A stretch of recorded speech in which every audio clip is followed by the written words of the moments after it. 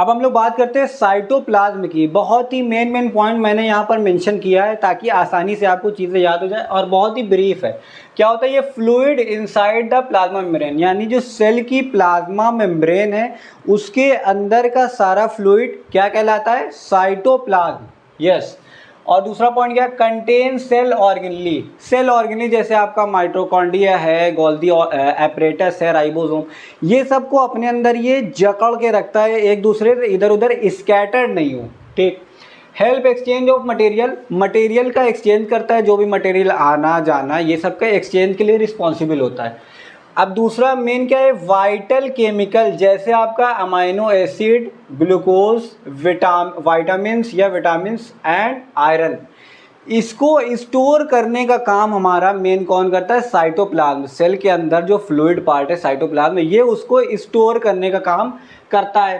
Site of certain metabolic pathway, यहाँ पर बहुत सारी मेटाबॉलिक पाथवे का रास्ता है जहाँ से होके चीज़ें गुजरती है, जैसे हमारा ग्लाइकोलिसिस। ग्लाइकोलिसिस, ग्लाइको मतलब ग्लूकोज, लिसिस का मतलब ब्रेकडाउन।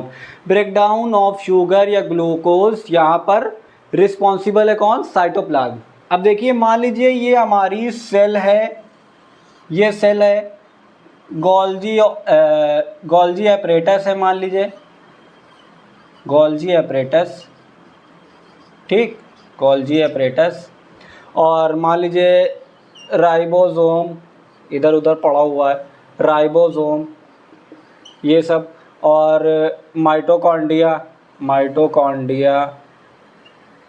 माइटोकॉन्ड्रिया ये सबको होल्ड करके रखता है कौन? फ्लूइड पार्ट हमारे पूरे सेल में जो मौजूद है, जिसको हम क्या कहते हैं? साइटोप्लाज्म।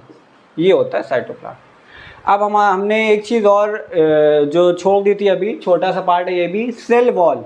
सेल वॉल के ऊपर हम बात करते हैं कि सेल वॉल क्या होती है। ये सिर्फ और सिर्फ प्लांट सेल में मौजूद होती है, प्लांट सेल के अंदर पाई जाती है। ठीक।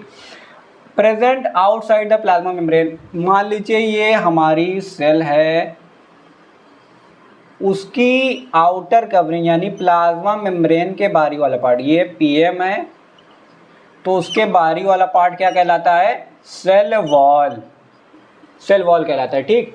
Mainly compose of cell wall, ये हमारी बनी किसकी होती है? Complex substance provide structural strength to plants. Cellulose की बनी होती है जो स्ट्रक्चरल स्ट्रेंथ यानी इसका एक स्ट्रक्चर शेप प्रोवाइड करवाता है, और ये एक रिजिड स्ट्रक्चर होता है जो हमारी प्लाज्मा मेम्ब्रेन को प्रोटेक्ट करता है। प्लांट के अंदर सिर्फ पाई जाती है। और ये क्या होता है? एक डेड पार्ट होता है, डेड पार्ट